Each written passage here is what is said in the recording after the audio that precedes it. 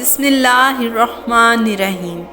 دیوان اسلام کے معزز ناظرین، السلام علیکم۔ حضرت ایوب علیہ السلام حضرت اسحاق علیہ السلام کے پوتے تھے۔ اللہ تعالیٰ نے انہیں بے شمار نعمتوں سے نوازا تھا اور نبوت کے منصب پر بھی فائز کیا تھا۔ انہیں بے شمار سرسبز زمینوں، باغات اور مویشیوں سے نوازا گیا۔ حضرت ایوب علیہ السلام یتیموں، مسکینوں اور غریبوں کا خاص خیال رکھتے، یہاں تک کہ ایسے لوگ آپ کے دسترخوان پر ہمیشہ موجود رہتے تھے۔ آپ اپنے عزیز و اقارب کے ساتھ محبت اور مہربانی سے پیش آتے۔ جب شیطان نے دیکھا کہ خدا کی نعمتوں کے شکر کے نتیجے میں حضرت ایوب علیہ السلام کا مرتبہ بلند ہو گیا ہے، یہاں تک کہ وہ فرشتوں میں بھی مقبول ہو گئے ہیں، جو کہ شیطان ہر وقت انسان کو سیدھے راستے پر چلنے سے روکنے کی کوشش میں لگا رہتا ہے، اسی لیے اس نے حضرت ایوب علیہ السلام کا مرتبہ گھٹانے کا ارادہ کر لیا۔ اسی لیے اس نے اللہ تعالیٰ سے کہا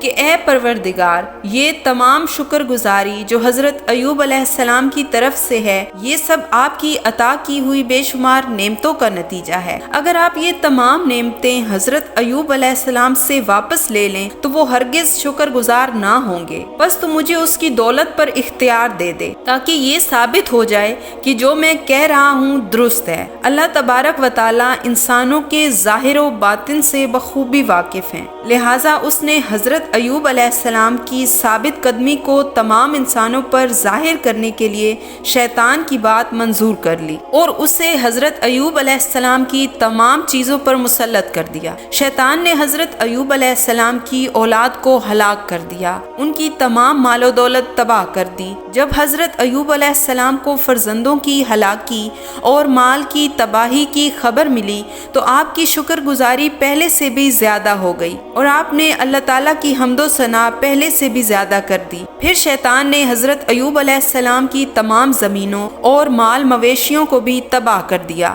لیکن اس خبر کے باوجود بھی حضرت ایوب علیہ السلام کے دل میں رتی برابر شکوہ بھی پیدا نہ ہوا، بلکہ ان کی شکر گزاری میں مزید اضافہ ہوتا گیا۔ جب شیطان ہر طریقے سے ناکام ہو گیا تو اس نے اللہ تعالیٰ سے درخواست کی کہ وہ حضرت ایوب علیہ السلام سے ان کی صحت و تندرستی چھین لیں اور انہیں کسی بیماری میں مبتلا کر دیں تاکہ ان کی بے صبری اور ناشکرا پن ظاہر ہو۔ حضرت ایوب علیہ السلام کو اللہ تعالیٰ نے ایک بیماری میں مبتلا کر دیا، لیکن دوسری مصیبتوں کی طرح اس مصیبت کو بھی حضرت ایوب علیہ السلام نے برداشت کر لیا اور ان کی شکر گزاری میں کوئی کمی واقع نہ ہوئی۔ دنیا پرست اور حقیقت سے ناواقف لوگ یہ سمجھنے لگے کہ حضرت ایوب پر آنے والی تمام مصیبتیں ان کے گناہوں کی وجہ سے ہیں۔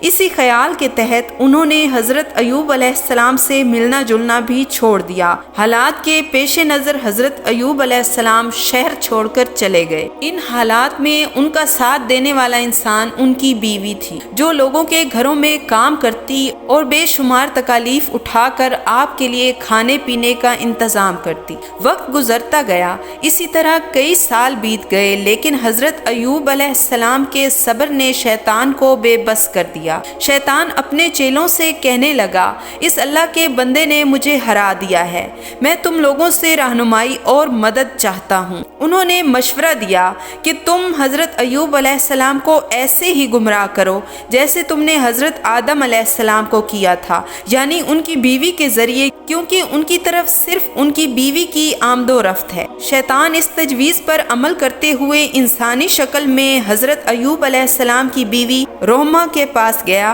اور اس کے دل میں وسوسے ڈالتے ہوئے کہنے لگا، تمام نعمتیں تم سے دور ہو گئی ہیں، تمہارا شوہر بھی مریض اور کمزور ہے، تمہاری مصیبتیں دور ہونے والی نہیں ہیں۔ رحمہ نے اس کی باتوں پر آہ بھری۔ شیطان نے کہا کہ تم یہ بھیڑ حضرت ایوب علیہ السلام کے پاس لے جاؤ اور ان سے کہو کہ اللہ کا نام لیے بغیر اسے ذبح کریں تاکہ وہ بیماری سے چھٹکارا حاصل کر سکیں۔ حضرت ایوب علیہ السلام کی بیوی ان کے پاس گئی اور کہنے لگی کہ اے ایوب، تمہارا خدا کب تک تمہیں عذاب میں مبتلا رکھے گا؟ آؤ اس بھیڑ کو خدا کا نام لیے بغیر ذبح کرو اور تمام تکالیف سے نجات حاصل کرو۔ حضرت ایوب علیہ السلام کہنے لگے کہ یہ خدا کے دشمن نے تمہارے دل میں وسوسہ ڈالا ہے؟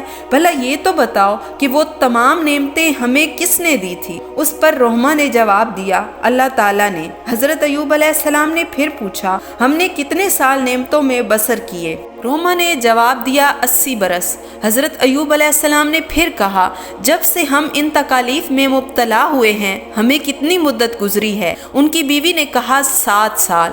پھر ایوب علیہ السلام نے فرمایا، وائے ہو تم پر، کیونکہ تم نے سخت ناانصافی کی ہے۔ تمہیں اس وقت تک صبر کرنا چاہیے تھا جب تک اس تکلیف کی مدت ہماری آسائش کی مدت کے برابر ہو جاتی۔ پھر تم مجھے کہہ رہی ہو کہ یہ بھیڑ میں خدا کے نام کے بجائے کسی اور کے نام پر ذبح کروں؟ خدا کی قسم، اگر خدا نے مجھے شفا بخشی تو میں تمہارے اس گناہ کے بدلے تمہیں 100 تازیانے لگاؤں گا۔ تم میرے پاس سے چلی جاؤ، کیونکہ تمہارا کھانا اب مجھ پر حرام ہے۔ جب ان کی بیوی وہاں سے چلی گئی تو آپ نے بہت دکھ اور تکلیف دیکھی۔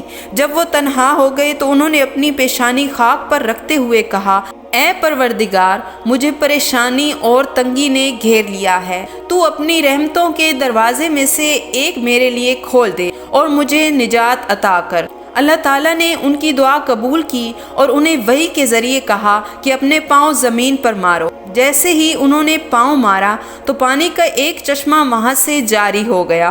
انہوں نے پانی سے غسل کیا تو ان کی تمام بیماریاں دور ہو گئی اور وہ بالکل پہلے کی طرح صحت مند اور تندرست ہو گئے۔ خدا نے ان کے اس امتحان میں کامیابی پر ان کی اولاد اور مال و دولت بھی ان کو لوٹا دی۔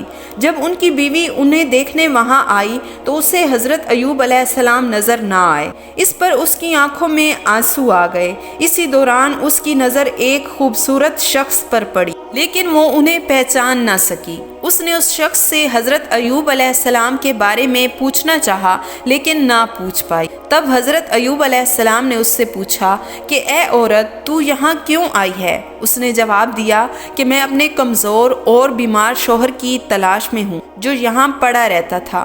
نہ جانے اس پر کیا آفت ٹوٹی ہے اور وہ کہاں چلا گیا ہے۔ حضرت ایوب علیہ السلام نے اس سے کہا کہ کیا تم اسے دیکھنے پر پہچان لوگی؟ اس نے جواب دیا کہ تندرستی کے زمانے میں وہ بالکل آپ جیسا تھا۔ انہوں نے جواب دیا کہ میں وہی ایوب ہوں جس کو تم نے گمراہ کرنے کی کوشش کی تھی، لیکن میں نے خدا سے نعمتوں کا سوال کیا تو اس نے مجھے تمام نعمتیں لوٹا دی۔ اس وقت حضرت ایوب علیہ السلام کی طرف وحی آئی کہ تم نے قسم کھائی تھی کہ بیوی کو 100 تازیانے لگاؤں گا، بس تم 100 خبچیوں کا ایک گٹھا بنا کر آہستہ سے لگاؤ تاکہ تمہاری بیوی کو کوئی تکلیف بھی نہ پہنچے اور تمہاری قسم بھی پوری ہو جائے، کیونکہ نہایت تکلیف میں یہ تمہارا واحد سہارا تھی۔ امید کرتی ہوں ویڈیو آپ کو پسند آئی ہوگی۔ اگر پسند آئی ہے تو اسے لائک، چینل کو سبسکرائب اور شیئر ضرور کیجیے گا۔ اس کے ساتھ ہی مجھے دیجیے اجازت۔ اللہ آپ کا حامی و ناصر ہو۔